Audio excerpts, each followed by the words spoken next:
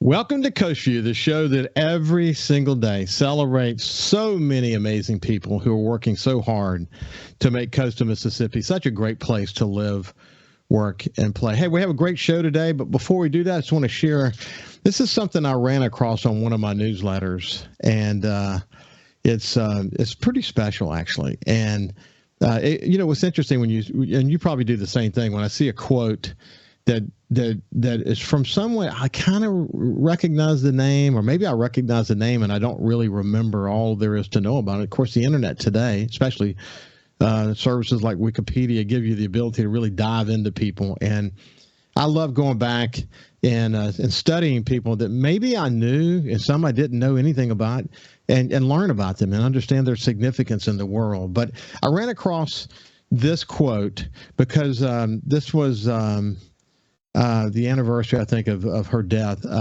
Althea Gibson, who was an American tennis great, and she broke some color barriers. And I went and looked. Here's the quote, and I'll tell you a little bit more about her. But she said this: "No matter what the accomplishments you make, no matter what accomplishments you make, somebody helped you."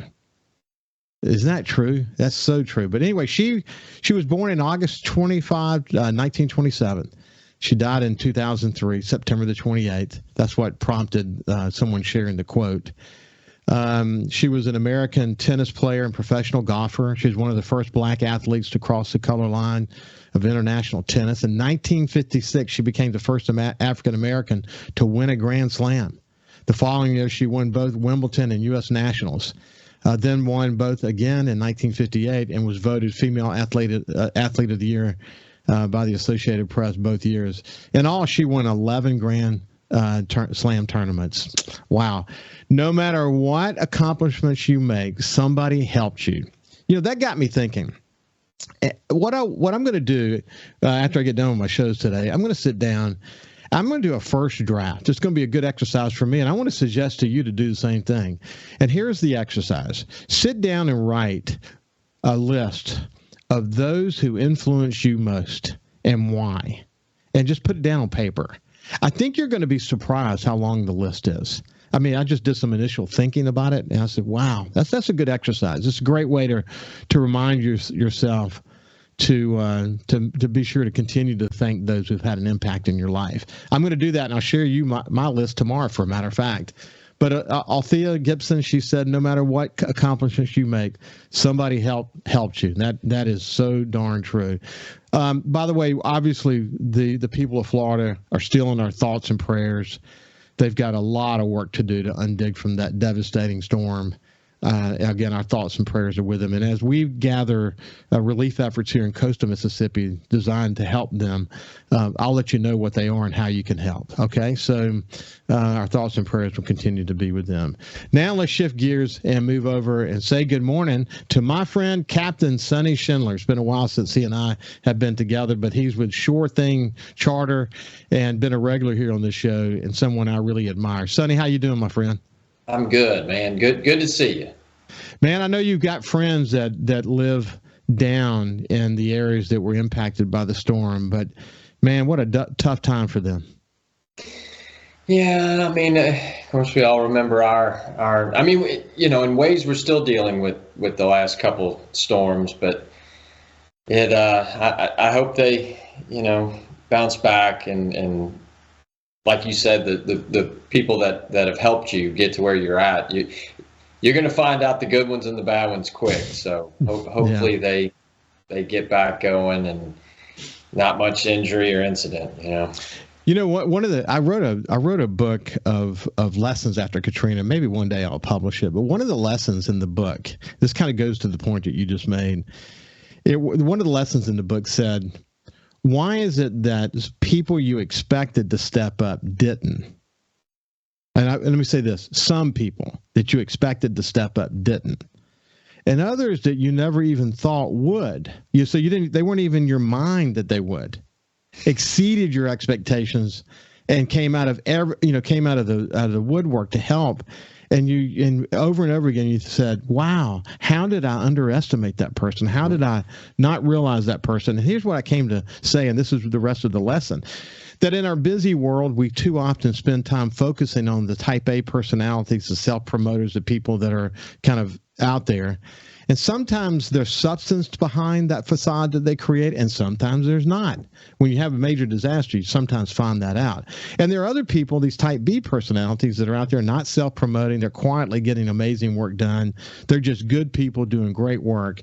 And then when something like a major storm hits, they come out of the woodwork and step up to the plate. So the learning from the lesson is take more time to understand the essence of others. Katrina helped us understand that in our busy lives, we too often underestimate people and don't take the time to look people in the eyes and really get to know who they are. And that's so true. Did that ring true with you as well? It is, man. And look, as awful and terrible as Katrina was, and I don't ever want to do it again, but the aftermath of getting everything, our family and friends and jobs and finances back together, I loved it, man. I mean, we had people at our house every night. Mine was livable. So we had people living on our front lawn and family in every room, and dogs and kids and babies. And once was enough, but no doubt. There was a lot of good things that came out of it. There is, and there's a lot that's been written about when you go through a major disaster like that, how it has a way of wiping out all the other stuff in your lives and reminding you what in life is most important. And obviously the most important thing is life itself. Mm-hmm. But then beyond that, it helps you understand this lesson that we learned, and I talk about on this show pretty regularly, and that is that at the end of the day, buildings don't make a community. It's the people that make the community. And after a major event where you've lost so much of the physical characteristics of a town, is when you really come to understand that in the heart and soul of the people who live there, in our case, coastal Mississippi, which is one of the reasons why this is such a special place, because we have had that lesson delivered to us so fundamentally that, when the going gets tough, we really do care about each other, and we understand, really what is important. And, I remember this moment after Katrina, my two sons and I, my family and I stayed at our house on Back Bay and damn near got killed, and it was the worst decision I ever made in my life. But anyway, after the storm, we were standing outside on in our backyard, and my son Justin, we were looking, no power or anything, and we were looking up in the sky. And my son Justin said, "Dad, what about the hurricane made the sky so much brighter? You can see the stars so much better now. It's so much prettier out here." And I went on to tell him about, lights and power, have a way of, not letting you see that. But I thought in that moment that, we're going to make it. And, here's my son, he's very young at the time, and he's seeing the good in it. You just see it from their eyes. And we made it. And the people of Florida will have the same experience, and it will be hard, and we know that it's going to be hard. And there's probably a lot that we can do, coastal Mississippi can do to help them. And we don't fully appreciate or understand what that is yet, but as it continues to evolve, we'll share it with listeners for sure. Hey, listen, we're in the midst of Cruisin the Coast, man. Cruisin the Coast, one of the most important events in our coast history. When you think about the way these communities of coastal Mississippi fit together, it's a very, very unique cruising event. That's why year after year it's like the number one in the nation cruising event. And the reason is because it involves like this big, like headquarters, but then there are these peripheral events that are taking place in cities all along coastal Mississippi, and it's just big time. So if you're a cruiser and you're listening, welcome to coastal Mississippi, man. We love having you here. And from the first part of that conversation, I think you got a sense of, what is in the heart and soul of coastal Mississippians, and it's a deep respect for one another and a resiliency that is unmatched in America. And we welcome you here, and I hope you're seeing that in the people that you're coming in contact with. Hey, Sonny, so do you see cruises on your boats, during the Cruisin the Coast week? Yeah, they come fishing with us. I had a good one a couple of years ago. I had a guy, I think he had an old Chevy truck, and we took him fly fishing, him and his wife, down in the Biloxi Marsh weather. They always seem to get the best weather for that week. I think they got a storm one year, but the other 20-something years, they always get it beautiful. But yeah, we had a great day fly fishing for redfish, and that night the event was up. I live in Diamond Head, was up here in Diamond Head. So after I put the boat away and got something to eat, I came by. I think we do the blessing of the cars. I went by and said hello and met the crew he'd come in with. I think he was from North Louisiana.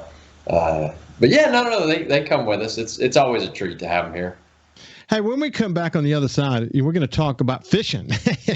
Actually, before we talk about fishing, I'm curious to know if any of the captains that are in this large company that I think they have more captains and more boats than any other charter company on the coast. I think that's still true. We'll talk about that on the other side. But do they have any cars, and do they get involved in cruising the coast? And then we're going to talk about fishing, which has been incredible because we've had a great summer with not a lot of rain, and salinity's been up high. The weather's been very cooperative for the most part. And they've been able to do things, and I've said this on my outdoor show, it's some of the best fishing I've seen in a long, long time. Okay, when we come back, we'll have Captain Sonny Schindler, and we'll continue the conversation. See you after this break. Welcome back to Coast Vue. I have my friend Captain Sonny Schindler. And we've covered some good ground, but it's Sonny, it was good to talk to you about that because I think, you think about what the people of Florida are going through, and it makes you a little bit somber, and it does remind you of what we went through. And through all the challenges, when you can find the time to get your head above the debris and see life is going to be, you're still, you're going to move forward and you're going to find a way out. And there are people who sympathize with what you're going through. Sometimes I think it's good to share some of what we've been through with others to help them, and hopefully we'll have that opportunity. So thank you for having that conversation with me. Hey, so first of all, I want to get the answer to this question. Still the largest number of boats in a fleet in coastal Mississippi for your company? Coastal Mississippi, and I think Northern Gulf. Right now we've got 10 full-time guides that work just strictly for Shore Thing, and we actually have 11 boats. Alex brought in that offshore boat, so and it's good. They're staying busy, and the Cat Island house is rolling, and the day trips are rolling, and the birding trips are rolling, and the research trips are rolling. So we're very happy and very thankful, and they keep coming back. So it seems to be everybody's doing their job and getting everybody back down here to the Mississippi Gulf Coast. Well, we'll talk in a minute about what makes your business so unique and the approach that you guys use, the fact that you're trailerable and are able to really go where the fish are, this awesome relationship you have with and how you've integrated Cat Island into the opportunities for people who visit coastal Mississippi is awesome. And by the way, I also want to talk about the Shaggy's charter docks that I talked with Ronnie Daniel and Rimmer Covington about recently. I know that you've had some experience there. We'll get there as well. But hey, before we move to fishing, one last question. Do any of your captains have cars that are engaged in the Cruisin the Coast event? We do. They have several. So Kenny's got a big old, I think he's got a 79 Ford with the super swamper tires. Darren's got a I think it's also a 78 or 79 Bronco, gorgeous. And Darren's son, Colton, he is like unbelievable vehicle restoration. So he's got some old Fords. Our friend Derek has another Bronco. Jimmy has a Jeep, an old CJ that he does, and then tons of friends and family. So cruising's big. It's kind of neat to fish and cruise that whole week. So we love it. We love everybody down here and love seeing the cars. Everybody does. Well, what makes, as we talked about with Remmer and Ronnie, and you and I have talked about this many times before, because this is also true with the setup over in Bay St. Louis, is that what makes this unique, if you're going down to Venice, which you've fished down there many times before, you know it well. Of course, Rimmer was a charter boat captain down there as well. But when you're spending time out of Venice, when you go to Venice, first of all, it's a long drive, and when you get there, you're going to fish. So if you bring your family, they're going to fish too, or they're going to be probably pretty bored. What's great about coastal Mississippi is that you can do some of the best fishing in the Northern Gulf, and your family will have just a plethora of things that they can do as well. So, and it all starts at these points of entry, like for example, Pasquishan Harbor. But what they've done there with the charter docks is just incredible, isn't it? It is, and Remmer's got a great vision. He's got a great background in business and chartering. Super likable guy. I'm sure it's very, very hard to find somebody that doesn't have anything good to say about Remmer. And then Ronnie's kicking tail down there as well. Well, we're doing a big charity event that he's hosting. I think he pulled every boat in the harbor to come help him.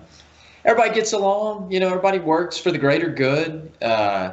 Captains helping other captains. Remmer and his staff are so helpful with everything. A lot of people jump off the boats, take a bag of fish upstairs, and eat fish, a couple minutes, seconds after it's been cleaned.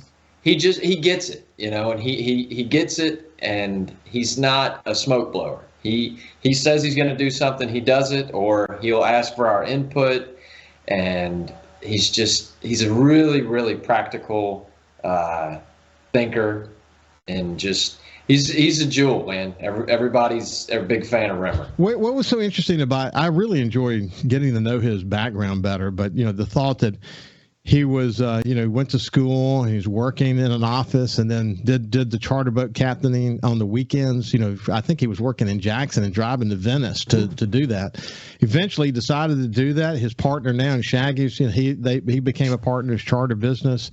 He launched Mexican Gulf charter business, man. I mean, which is now one of the top, charter businesses out of the Gulf of Mexico for tuna fishing and all that. But, and then after the oil spill, he really diversified and kind of found his way through how he could stay alive with the realities of the oil spill coming together, and then going into the restaurant business with his partner. So, you think, the accumulation of these experiences helped him understand how to take a vision around something like Shaggy's charter docks and take it to the next level, become sort of this, first in the Gulf kind of experience. But it's cool to see people like him take the sum total of their experience and give back, to try to help improve life for everybody. And it's just a great story. And by the way, I love the way that you guys talk about each other. I'm talking about specifically the charter companies that compete with each other for customers. You don't really see it that way, do you? No, not at all. I mean, the constant threads and texts that we have. I mean, our families and friends all hang out together. Sure, there's always going to be a competition. That's just ingrained in these guys.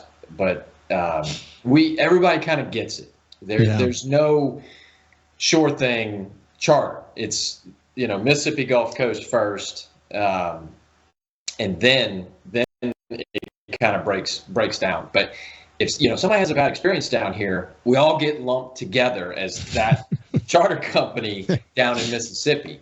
So we do a good job to show them a good time. Then you've got the walking billboard back in the Midwest or Jackson or wherever.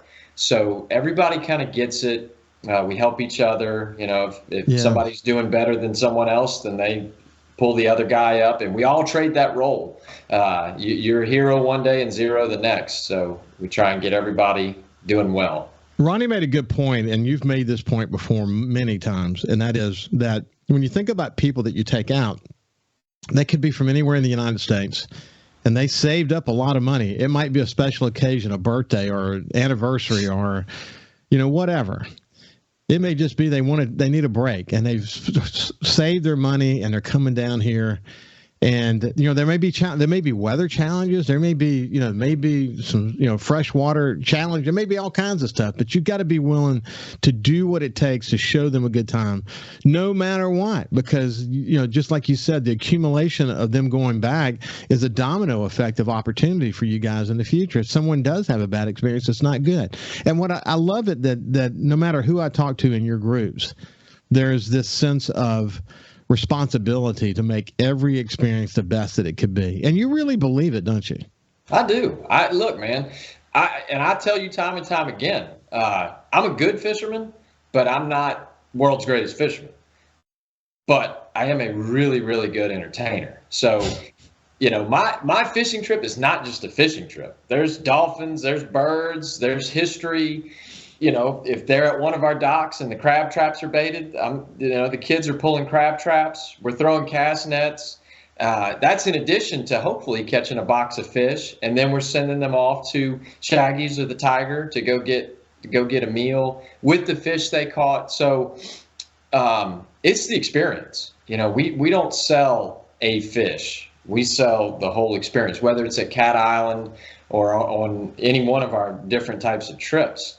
And it works. It's we failed at things. We're going to fail at other things, but we've got a pretty good game plan right now. The return rate is super duper high. All I do all day is we handle phones and emails when we're off the water. I'd rather be fishing because I can get away from the phone and the email a little bit. But you guys have a unique approach. Different charter guys have different kinds of specialties. But anywhere from the Pearl River, basin to Louisiana Marsh, to Chandelier, to all along coastal Mississippi, to Back Bay, Biloxi, you're unique, as I mentioned, relationship with Cat Island and how that's working. Since we're getting close to the end of this segment, we'll pick up the Cat Island house on the other side and talk about how that's working and whatever. But when you think about how diversified you are, and as you pointed out, some of your boats can, you can go to hit the glass minnows off the barrier islands, in some of the boats that you have, but then you have an offshore boat as well. If somebody wants to go catch snapper or even go further, find some weed lines this time of year and catch some mahi-mahi, that's a lot of fun.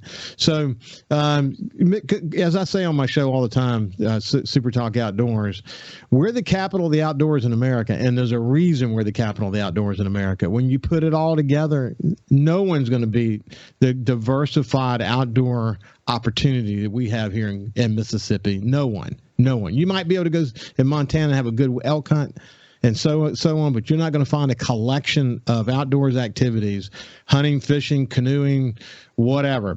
You talked about the bird scene. I mean, it's incredible what can happen there. So when we come back, we'll continue our conversation with Sonny Schindler. We'll see you after this break.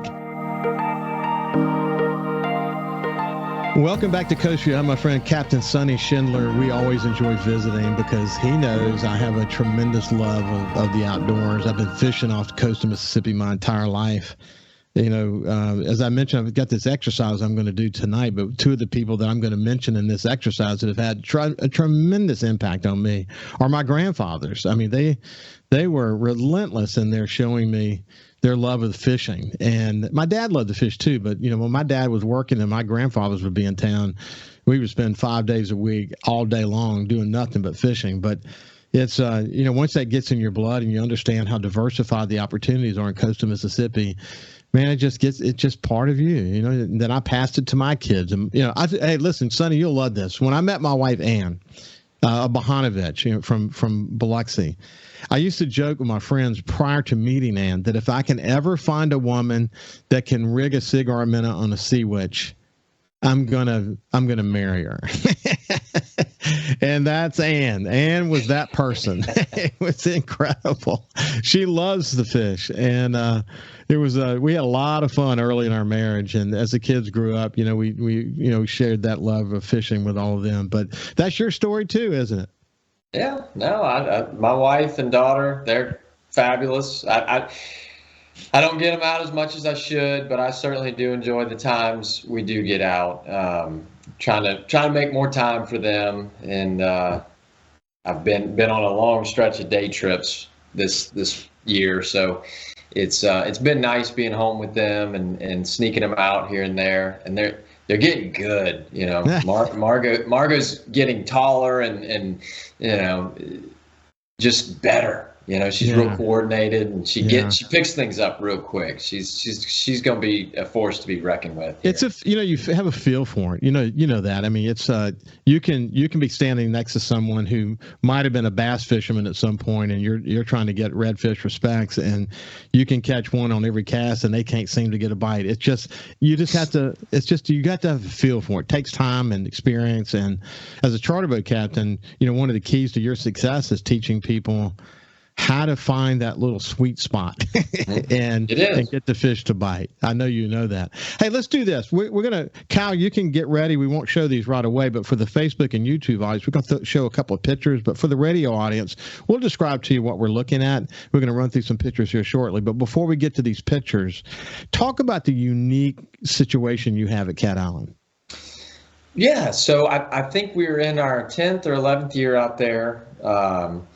We've been leasing this absolutely gorgeous 3-story house out there with, and I mean house, like not a camp or a chalet or a lodge. This is a house like you pulled out of a very nice community, and Dr. Don and Katie Gaddy have been so nice and accommodating to letting us work out there. The house, it's full power, full AC. It's got a well.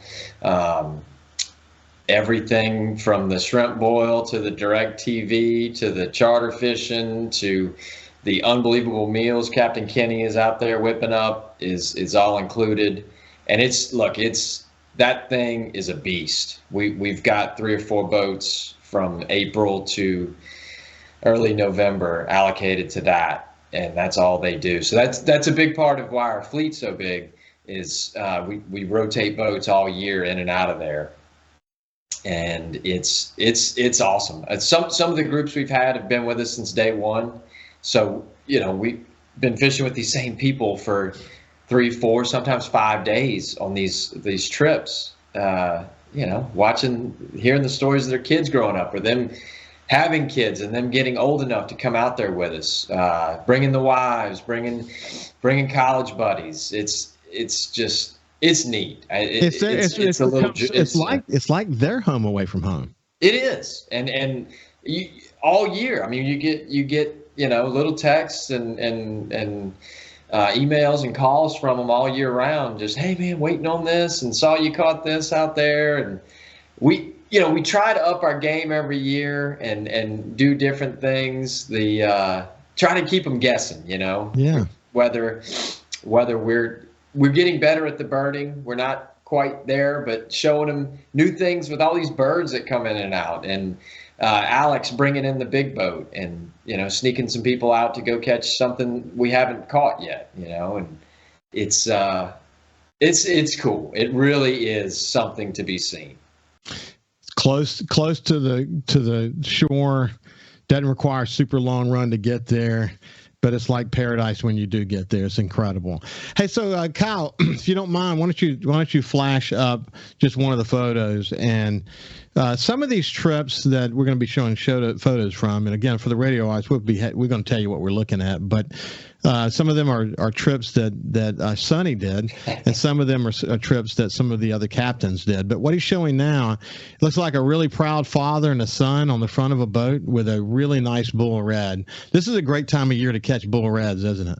It is, and that's my daughter's soccer coach and one of my good friends, Joseph Cuner, and his son Jake. I think that was his birthday trip. He comes every year for his birthday, and he gets to pick what we do. He wanted a big fish, and after we caught some dinner on the speckled trout and white trout, we went and did that and caught him a big bull red out there. That was a Louisiana Marsh trip, his first one. We've been keeping him in close, and he was ready. It was a beautiful day and big old fish. Yeah, it looked like it was slick. I should point out for the radio audience, in the background, the water was absolutely dead calm, slick. In fact, I'll show you something on my phone. This is the picture on my phone, and you can see I took this a couple of weeks ago, about 60 miles offshore. It was just unbelievably calm. I mean, I don't know that I've ever seen that before. My back loves those days. Yeah, I know. Me too. Me too. Of course, I'm in a bigger boat, but I don't like the pounding. That's for sure. Hey, so Kyle, why don't you flash up another one real quick? I love. It's interesting because you can catch those with artificials, talking about the redfish, or you can maybe do like a mullet head on the bottom, or you can go look for them in the glass minnows. What's your favorite approach? Say the looking for the trout, redfish. the redfish. Yeah, I'll take it any way I can get it, my man. If I had to choose sight fishing this time of year, but I'm not picky. I'll take them anyway. If they're on the bridge in murky water or in a deep pass or in 6 inches of water finning. I'm always happy to get them, but I do like that sight fishing. Okay. I'm sorry, Cal. Throw that other picture back up here. I didn't see it. Hang on. We're gonna there we go. There's a couple. It looks like a redfish, a Jack Crevalle, and it looks like a black tip shark, maybe. Black tip shark. So this is right out front. You can see the house at Cat Island from where this was. Yeah. And this was a group. I want to say Midwesterners, some of our farmers that come in, and they could care less about speckled trout, and because most of them fly and don't care to bring home a bunch of fish. But I've never been out west. They want a good fight. Right. I've never been out west in the Midwest, but I know we have better shark and bull red and Jack Crevalle fishing than they do. So that's what they wanted. That picture was an actual triple. Like they all came in at the same time, and luckily nobody got hurt. It was pandemonium, and we had a boat. I think Alex was right next to us in his smaller boat, in his catamaran, doing the same thing, and they loved it. They absolutely. Are you bottom fishing? That day we were drifting pogies and mullet out near the ship channel by Cat Island. Yeah, and they were just there. It couldn't have happened at a better time. Isn't that awesome? That's so cool. Yeah, and what I should say also to the radio audience is lots of smiles on their faces, and that's pretty cool. We should flash another one, Kyle. So it's neat to reflect on these amazing trips. Is that a husband and wife with a nice Jack Crevalle? Yeah, that's Brad Pitt and Selma Hayek right there. No, me and my wife Stephanie. This was the last trip we did. And we did the same thing as with Coach Joe. We went out and got some white trout and specks to eat that we forgot to eat that got brought out to Cat Island, and we ate them there. But yeah, she's been with me on a lot of stuff. She's caught tuna and grouper and marlin and cobia and everything, but she never caught a Jack Crevalle. And she's tough, man. She's a pit bull. That fish was one of the most, grueling things she's ever dealt with. She did it, and she will not give up. That's, it's part of why I love her so much. But that was the closest she's ever come to throwing in the towel. And look, hey, you know what? Hey, Sonny, again, people who've done this before will be able to relate to this, and people who haven't done it before who like to fish, they might want to do this. And that is, it's fun to catch a 25 to 30 pound jack in shallow water with a spinning reel, and just let them scream the drag and take a lot of line. And I mean, it can be an epic battle in shallow water. Hey, listen, we're coming to the end of the segment. When we get on the other end, we'll just kind of keep this part of the conversation going. But this is Captain Sonny Schindler from Shore Thing Charters, and we'll see you after this break. I'm going to get with the governor and tell him that he needs to have the marketing agency for the state of Mississippi have a slogan around the outdoors that says we are the capital of the outdoors. That's what we're talking about right now, and this is why we're the capital of the outdoors, what we're talking about now. So let's keep going through. We got about 6 minutes and 50 seconds, and we're going to run through some more photos and give you a sense of some of the other fish that we've been caught. That is a great picture of a bunch of speckled trout and redfish at the at the Cat Island house with a bunch of happy people in the picture. It was, and the young lady sitting on the ice chest in the middle. This was actually a memorial trip. Her husband passed away last year, and he's been one of the members that's been coming for years and years. And all their friends and family came this year to show tribute to him. Great guy. Just that's so special, man. You look at them; they look so close, and you can see a lot of love in that picture, plus a great fishing trip. Cal, why don't you flash another one here? A nice shark. Sharks are fun for kids, aren't they? They loved it, man. And this one, that's one of the bigger ones I've put in the boat this year. I maybe shouldn't have, but he had never caught one. And, I think his brother was with us, so he had to one up his brother. But that young man will never forget that trip. So that is ingrained in his brain, and he will forever, be tied to fishing in the outdoors. Now, whether he expands it, that's up to him, but we definitely laid some good groundwork there. Life-changing, and a family that fishes together stays together. We know that very well. Hey, listen, have you seen the video that's been passed around showing the father in the boat with the two sons, and they've got a shark, and he's trying to take the hook out? You can see that he's not doing it right. The shark reaches up, grabs his little finger, and turns 3 times, and his finger was gone, just like that. Mm-hmm. And, I know how to handle a shark. I know you do as well. But you can't take any chances. For people who've not caught sharks before, even the little sharks, they can twirl back and latch on so fast to make your head spin. You cannot take the chance. If you don't know how to handle one, don't do it. Isn't that right, Sonny?